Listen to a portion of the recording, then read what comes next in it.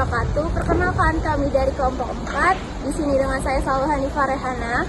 Saya Juni Fikri Wandri. Saya Sobitek Demiarsian. Saya Nadira Revianda Resta. Saya Muhammad Altariji.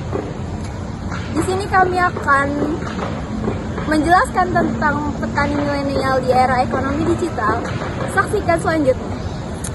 Assalamualaikum warahmatullahi wabarakatuh. Saya Ria, petani milenial DKI Jakarta. Budidaya saya pembibitan alpukat Cipedak, alpukat khasnya DKI Jakarta. Gimana sih tanggapan kakak atau pendapat kakak dari petani milenial di era ekonomi digital ini? Kalau saya ngelihatnya di Jakarta aja ya. Iya. Kalau di nasional tuh memang banyak duta petani milenial atau petani milenial yang tersebar seluruh Indonesia. Tapi di Jakarta saya sangat sekali merasa banyak banget peluangnya dan nggak ada saingannya. Gitu. Jadi peluangnya banyak, saingannya sedikit.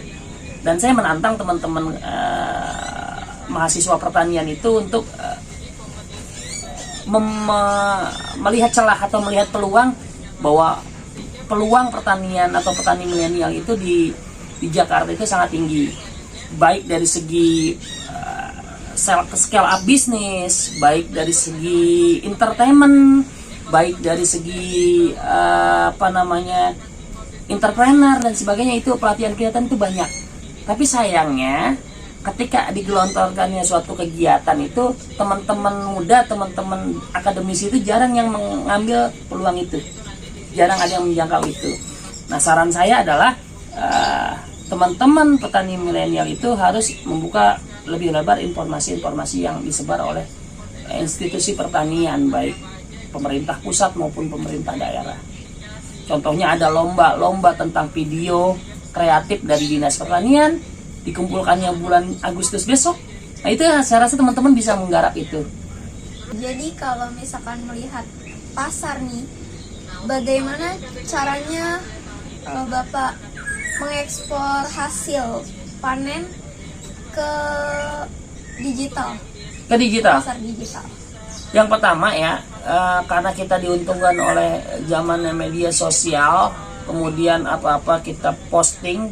Nah, lagi-lagi kita bersaing dengan sektor-sektor lain, dengan entertainment lain. Kenapa kita tidak memposting hasil produk pertanian kita? Satu, bagaimana cara mempostingnya? Bagaimana cara mengakses media sosial? Kalau menurut saya media sosial ada kebiasaan aja sih. Kebiasaan kita jadi ngeplok gitu kan, kayak anak-anak kecil. Hai guys, kita lagi ini nih guys gitu. Nah, kenapa kita nggak sisipkan kegiatan-kegiatan pertanian kita expose di media sosial? Apakah pertanian ini sendiri awalnya itu membutuhkan relasi dari orang-orang yang sudah berpengalaman di bidangnya, atau bisa dari diri sendiri? Awalnya kita dari diri sendiri ya. Teman-teman punya kenalan pun nggak ada gunanya kalau teman-teman nggak melakukan dulu awalnya riset dulu, teman-teman melakukan dulu hobi dulu, sukai dulu. Kemudian nanti setelah hobi, setelah suka, setelah jalan, baru silaturahmi ke teman-teman link kita, kakak kelas kita, orang yang sudah berusaha lebih dulu dibanding kita. Itu silaturahmi, cari harga, cari informasi pemasarannya, kemudian cari bahan bakunya yang murah, yang efisien. Kemudian nanti cari manajemen transportasinya seperti apa, pengirimannya kayak gimana. Itu kan kita dapetin dari silaturahmi, dari kolaborasi. Jadi pasar pertanian ini tuh sebenarnya luas banget ya Pak? Luas banget.